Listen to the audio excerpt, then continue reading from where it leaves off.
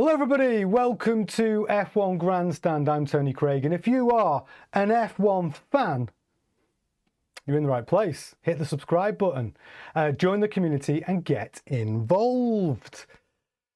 Did you watch my Belgium Grand Prix preview live stream yesterday? If you didn't, make sure you go and check it out, because this weekend is race weekend, Spa 2025, baby. I'm sure we're all excited about this.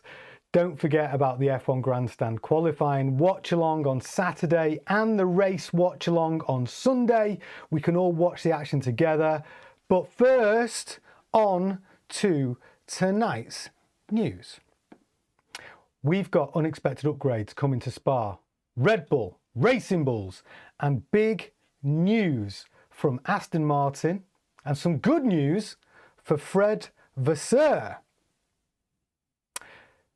But first, let's take a look at Red Bull. So, Red Bull currently fourth in the Constructors' Championship, 38 points behind Mercedes. And Max is third in the Drivers' Championship, and Yuki is 17th at this mid-point of the season. Obviously, they'd be a lot closer to Mercedes if Yuki could have found some performance in the second Red Bull, but we all know that car is a twitchy pig to drive. But Red Bull are hoping this weekend's upgrades can improve that and make it less of a twitchy pig. Red Bull are bringing a brand new front wing. Yeah, that is actually a very big upgrade, because if they've done it well, that's going to bring stability, downforce and balance to a very twitchy car. The big question is, as it's Mekies' first Grand Prix in charge, with the upgrade, with his kind of stability, and his remit is to stabilise a team, will he help Yuki get a performance out of that second Red Bull? Can that upgrade make a big difference to Yuki's performance? Because 17th in the championship from Yuki is just not good enough. So this weekend's a big one. They've got a significant upgrade. Will that for a new front wing make a difference to their performance? I want to know what you think. Tell me if you think we're going to see a marked improvement in Red Bull's performance. Are we going to see a marked improvement in Yuki's performance? That's what I want to know. Okay, next up, we've also got upgrades for the Racing Bulls. Now, they're currently 7th in the Constructors' standings, 5 points behind Sauber, and on the same points as Aston Martin. It is a tight midfield battle between Aston Martin, Racing Bulls, Sauber and Williams.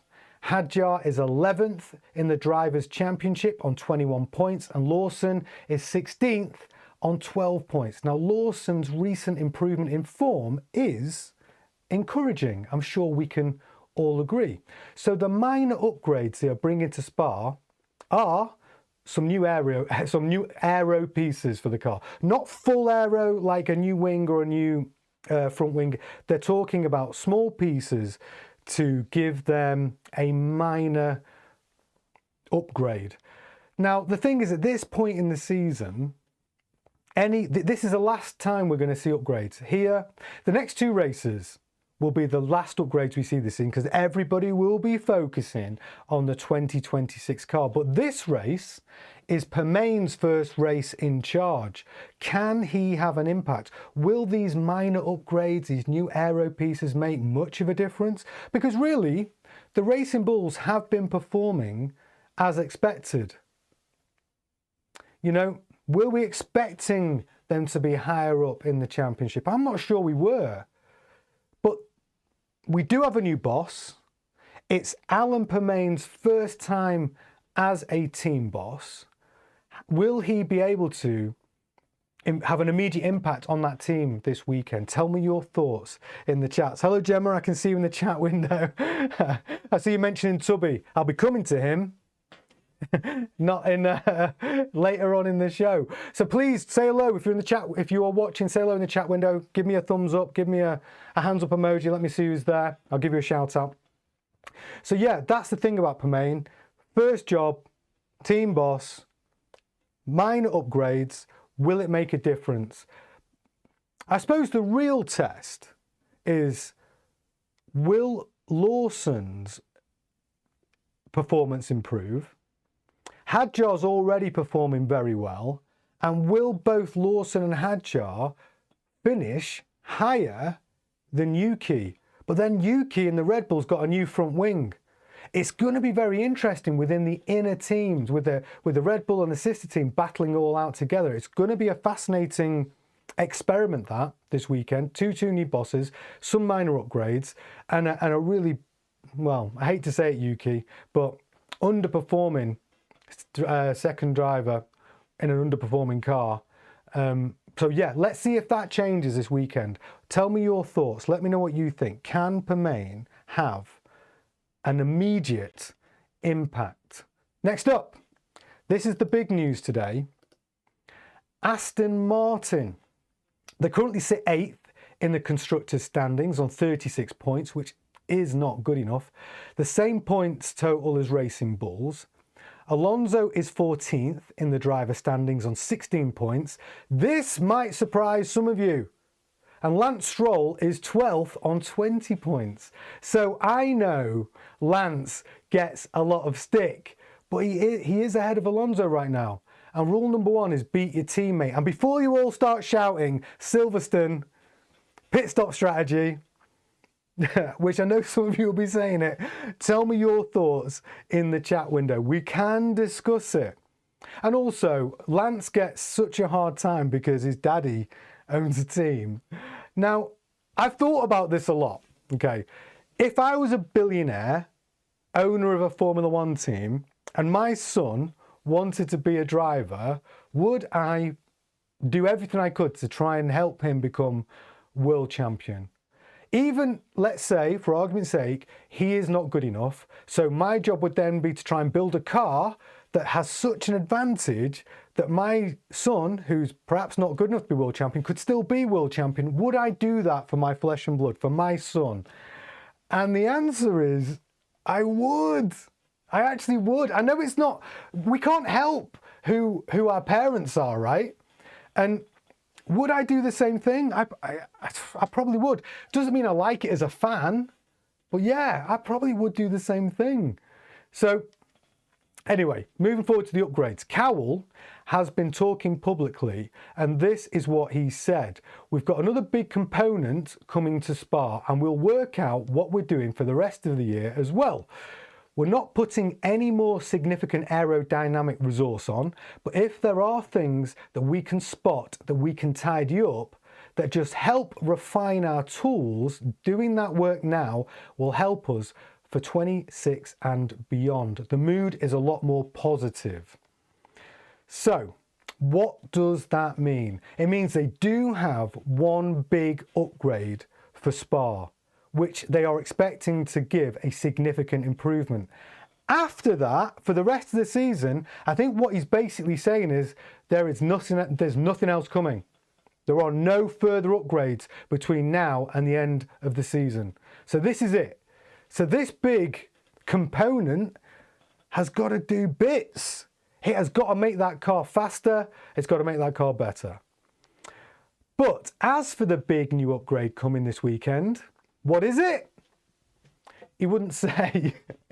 He wouldn't tell anybody. He's keeping it a secret. But my man on the ground, Tubby George, yeah, obviously Gemma's favourite, has said Lance is super happy about it and it could be worth a tenth or two. So Tubby's expecting to see Lance's best performance of the season in Spa. So what could that big component be? I've been racking my brains. Maybe it's a 5'8" driver called Valtteri Bottas to replace one of the drivers. That's a big upgrade. Freaking love that guy. The fastest mullet in the world. Maybe new suspension, new rear wing. The thing is, we just don't know until we see the car on the grid. So I'm opening it up for your guesses. Get in the comments and tell me, what do you think Aston Martin's big component could be this weekend? And can they get a significant improvement?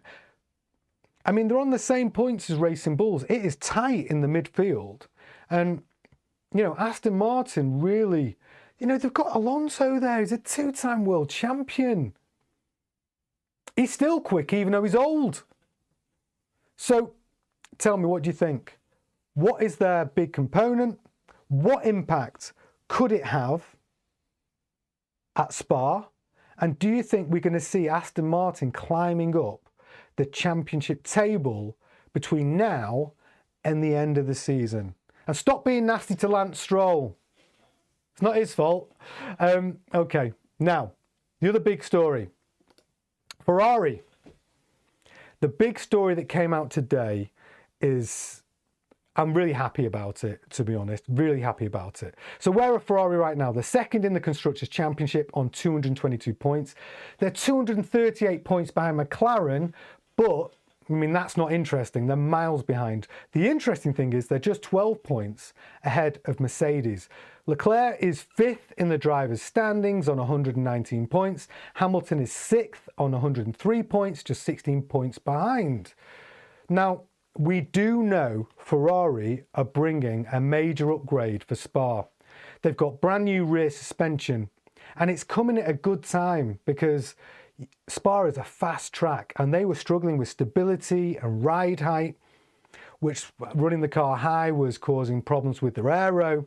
So if they want to stay ahead of Mercedes, this upgrade has come at exactly the right time. If it works, because remember, they only tried that upgrade on a demo day, on a filming day, which is a demo day on demo tyres. This upgrade has never been run on race tyres. So we don't know the full impact of what this could do until this weekend, but it's going to be exciting to see, because I personally would like to see Ferrari, you know, have a competitive car. Hamilton, you know, I want him to win that 8th World Championship. Maybe some of you do too. And I want him to do it in a Ferrari. So they do need to improve the Ferrari car, but it's going to be 2026, isn't it? We are not going to see any more upgrades from any of the major teams between after this until, well, for the rest of the season. They'll just be racing it out, tiny little tweaks. They might be able to do things for the feel for the car, for the and some tiny variable changes, but we're not going to see any major upgrades. It is all about the 2026 car moving forward. But if you want to know more about those Ferrari upgrades, watch my Belgian GP preview from yesterday. I do go deep into their new rear suspension, so please do go and check that out when you have time. But today's news is all about Fred. Ferrari have confirmed Fred will be the team boss for the 2026 season. Now, I bet it's because he has been a huge part of the 2026 car development, and with Lewis joining the team, really to work with Ferrari and Fred, there's no point rocking the boat, and Ferrari must believe now Hamilton's there, if they all work together as a team, they could bring a championship winning car next season. Now, if you hear Hamilton talk, and I've heard other team bosses talk about Hamilton, he apparently has a fantastic vocabulary to work with the engineers in developing a car. I was watching an interview, I think it was with Toto, and he said really within FP1, within the first couple of laps, he's not just working out minor things on the way the car feels. He's finding the limits of the car and relaying that information back to the engineers. So I think Ferrari need to listen to Hamilton. I know I did a show actually about Hamilton wanting his DNA all the way through the 2026 car, and I actually think it's vital that they allow him to do that. So that's why I think Ferrari have decided to stick with Fred for at least till the end of 2026. But what do you think? Tell me your comments. Should Fred have been replaced? Because from a results point of view, they're a long way off McLaren. Do you think it's a good move keeping Fred in that boss seat for the next year? Discuss it in the comments. I want to see what you all have to say. So those are the big stories of the day. It's quite a quick show tonight. I just wanted to tell you that Please tune in for my live streams for the Belgium Grand Prix race weekend. I have the qualifying watch along and the race watch along where we can watch all the action together. We can discuss it as it happens live in the chat window. We'll try and make it entertaining and maybe we can learn something together. You'll see it. Hit the notify button when you see that that stream scheduled and you won't miss it. But that'll be on Saturday and Sunday. Thank you for watching F1 Grandstand. Please like, comment, join the community, subscribe and hit the bell so you can keep up to date. I will be back tomorrow with more news about FP1 and the sprint qualifying. I promise. I'm going to see you then.